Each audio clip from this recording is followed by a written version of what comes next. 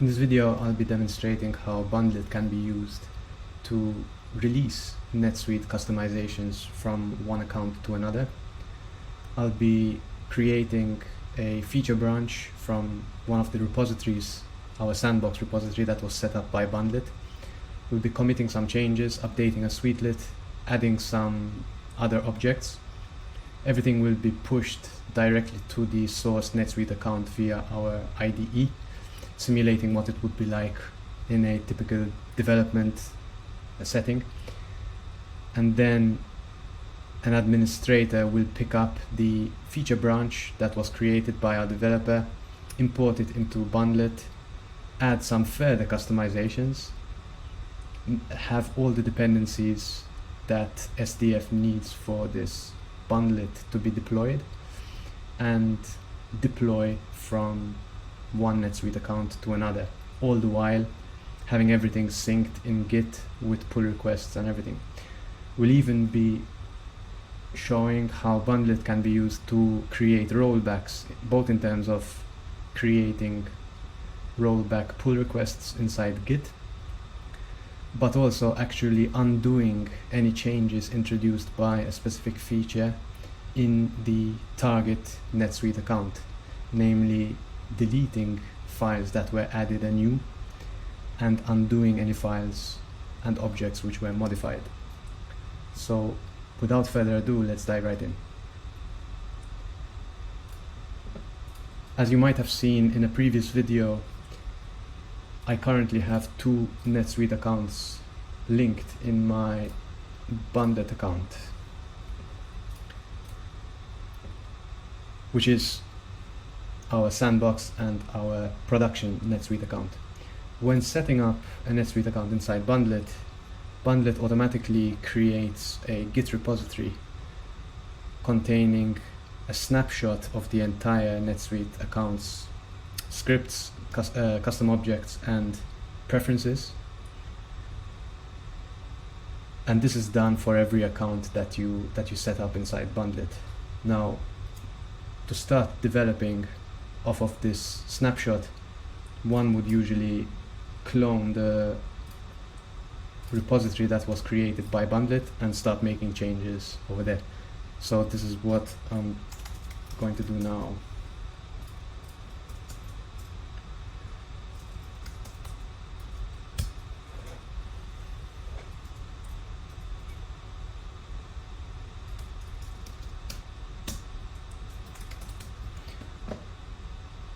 So if we inspect the file structure over here, we have, as I mentioned, all the scripts from our account, the settings that were created at the time we set up the account, and all our objects. This repository was containing more than 5,000 scripts, objects, and company settings, and Bundlet was able to create this snapshot in less than 10 minutes, which is quite astounding when you consider the fact that NetSuite's SDF would take more than an hour to do this.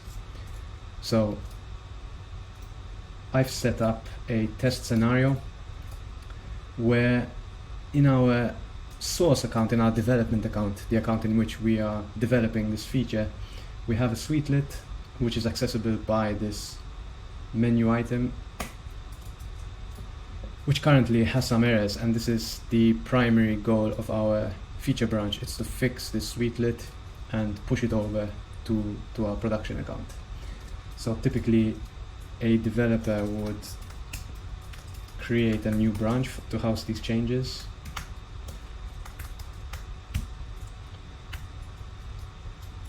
and we'll start committing and fixing what needs to be fixed. So this is the Suitelet that you see over here, and from the error message you see that you have entered an invalid field value 3 for the following field. So it seems that we're setting some kind of field which is referencing a NetSuite list, and this ID doesn't exist. So the first thing we would do is update the list value, and we're using a git alias to add, commit, and push in the same command. Now something special will happen here, because our test feature branch is a bundlet branch, and that means that it has direct connectivity to the account in which the repository was, out of which the repository was created. So if I refresh now, you'll see that the change that I made here was automatically synced in pushing to the feature branch to the respective NetSuite account, which is a huge time saver. Usually, as a developer, you'd need to commit your changes to Git. You'd need to take this code and get it inside the account, either via SDF, either by copying and pasting the code. So this instant pushing to the NetSuite account upon pushing to Git is actually a pretty cool feature. So we've fixed one thing and we've hit another snag. So now we are seeing a new error. Bundlet demo lib is not defined. And that is true.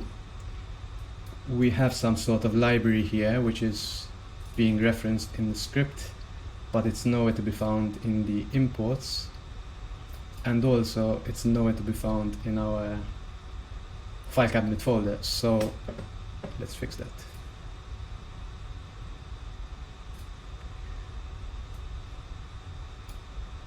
So we'll add our incredible library and we'll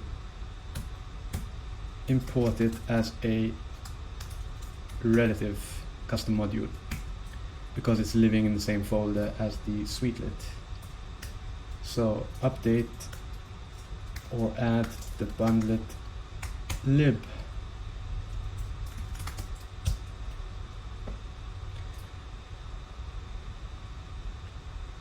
So let us just refresh the folder, and you see that now the file has been added simply by having pushed to our bundlet feature branch. And we still have the same error message. Why is that? Of course, we have forgot to import it. Okay, so this should fix that error. And now I see that there are more things to do over here. We are responding to the client with some sort of formatting of the date that was created, but this function is actually commented out. So we should go ahead and uncomment that. And so added missing import, added format function.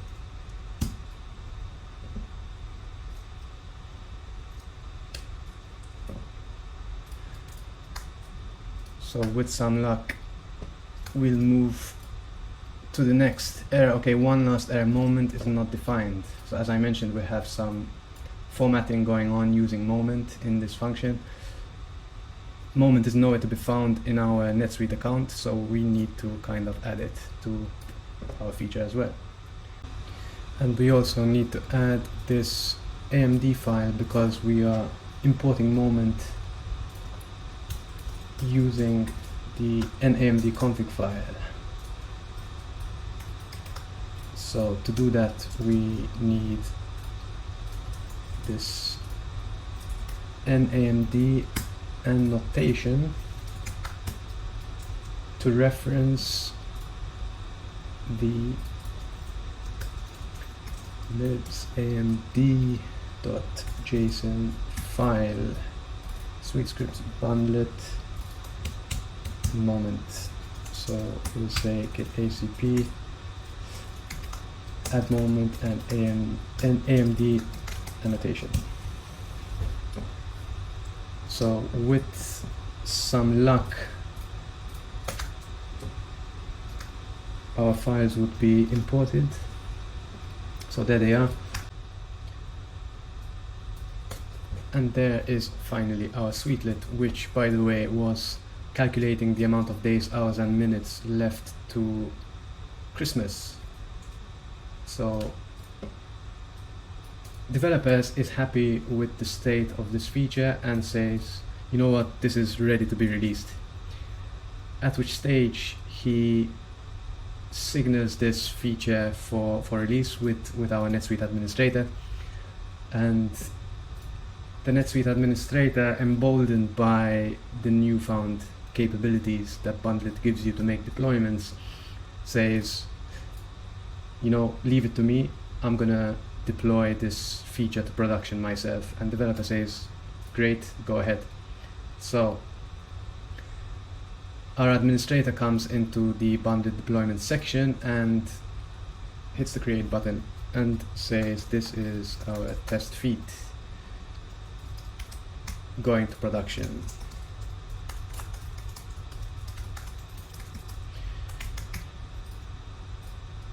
She selects the account in which the developer was working and the target NetSuite account, which are only 2 accounts currently living inside Bundlet.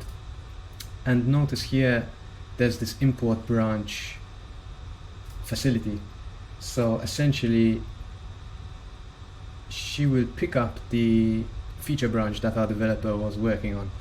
And so this is great because everything that the developer has committed, added, and changed will be pre-selected in our deployment. So as you can see, Bundlet gives you a breakdown of what this feature branch contains, and we've added a few files and modified our Suitelet, so that's great. On to the next stage. The files that were modified in the feature branch were scanned for dependencies, and you see a few things happening here. So our library files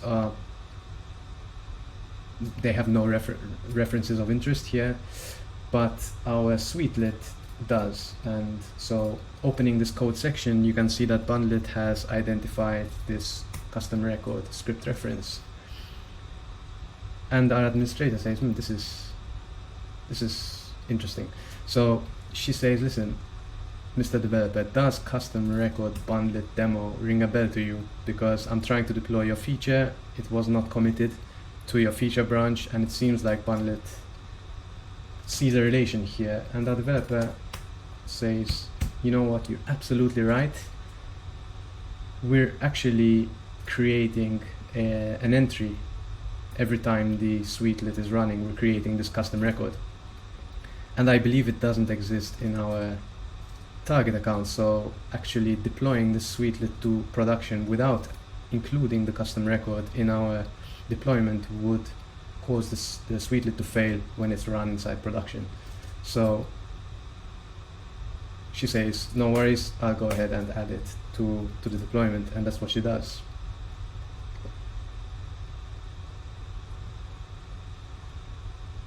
So custom record is added, and it seems like the custom record itself has a dependency which Bundlet has identified, and this makes sense. It's actually the list that we were referencing or setting in as part of the custom record creation. So that is all well and good. The other thing you notice with this Suitelet is that Bundlet has associated 3 additional script files with the Suitelet, and this is because we are actually scanning the script files for imports, for custom module imports, both relative and absolute parts, but also files that are being referenced through the NAMD config file. At the end of the day, these are hard dependencies for this script to execute successfully in the target account, and so they should be treated as such, and that is why we're scanning script files for imports as well. So that's great. Administrator also has the possibility to add more objects to this release, should she choose to do so. And what's more is that if you were to browse the object types which are coming from the source account, you can see that in a kind of sweet bundler-like fashion, we have locked files actually being flagged at this stage, so that you can avoid selecting a locked file for deployment, because we all know what happens when you do that with SDF.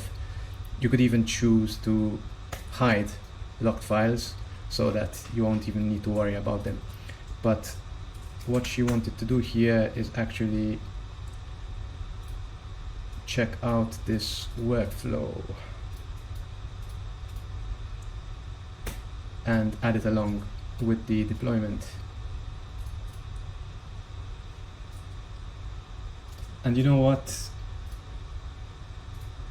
We might as well go ahead and rename this menu item. So right now it says to the Suitelet, but we're not happy with that, and we will change it. So let's do that.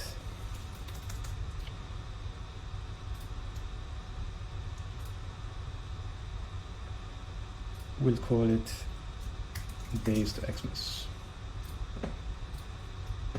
So obviously this is done by the administrator at deployment stage, and she can go ahead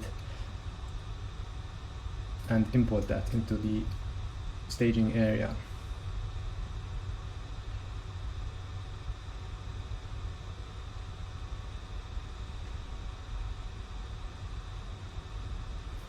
Center category itself has some dependencies, namely the associated tab and the link, which is redirecting to our Suitelet. So that's all well and good. At this stage, we're happy with what we have selected for this feature, and we're ready to move on. So in the next view, you can notice a few things. We can see the direction of deployment. So it's going from our sandbox account to our production account. Deployment is status of new. Bundlet goes ahead and creates a feature branch according to the name that was provided to the deployment. And we have a breakdown in more detail of what's actually about to be deployed, grouped by the parent scripts or objects. And here you see the diff that will be patched upon deploying this feature. So these are the changes that we made to the Suitelet. The library obviously was new, and so were the other custom modules.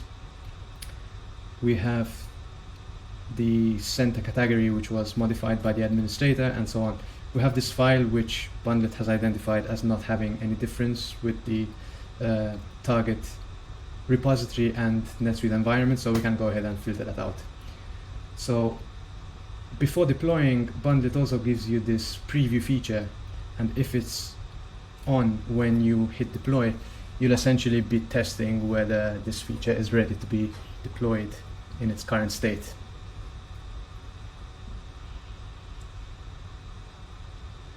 So preview is done. Here you have a breakdown of all the SDF stages.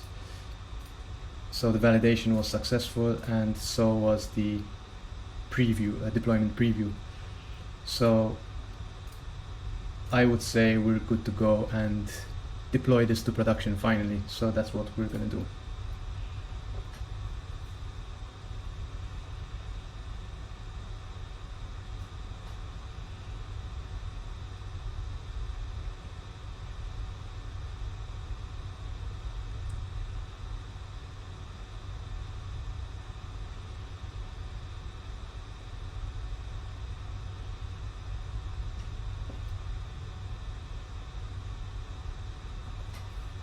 So that's done.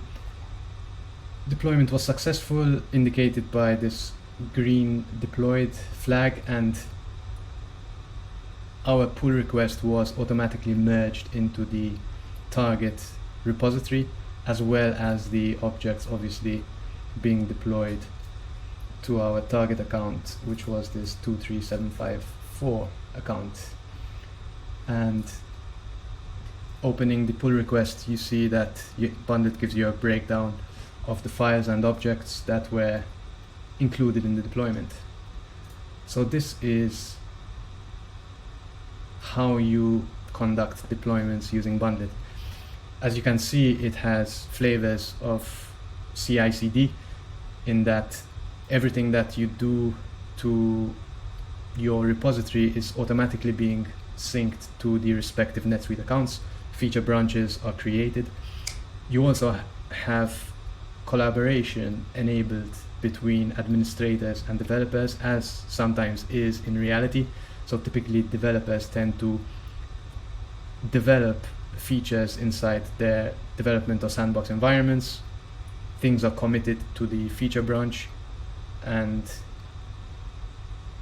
at some stage they are deployed to production, either from the UI as we demonstrated in this demo by the developer or another administrator, or by actually merging the pull request that Bundlet creates. And so that's also possible. So everything could actually be deployed without ever looking at the Bundlet UI. So as promised, I'll be showing you how you can use Bundlet to actually create rollbacks, both inside Git as a revert pull request to undo a feature branch which was previously merged and pushed to production, but also in terms of undoing the changes that were introduced inside the NetSuite account, namely deleting files that were created anew and modifying or reverting scripts and objects to their previous state before the feature was introduced. So going to the deployment section, you can see the feature that we deployed in the previous video. It's now in a status of deployed.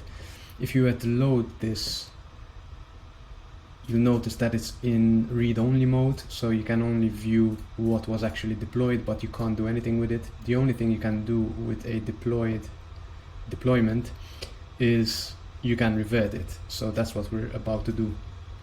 Hitting the revert button, you see a preview of the changes that are going to happen. And in my production account, which we deployed to previously, I just have a preview of the objects that were introduced by the previous feature. So let's go ahead and revert this deployment.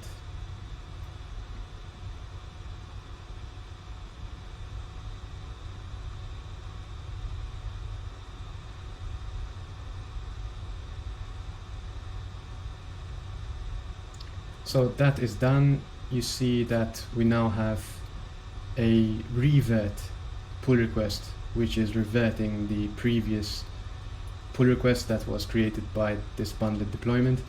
And if we were to navigate to our NetSuite account, you see that all the objects that were introduced are now gone. So very powerful, to be used with caution, but this is a great step in the NetSuite CI/CD world for maintaining, let's say, full synchronization between what's going on in your Git repositories and what's happening inside the NetSuite account.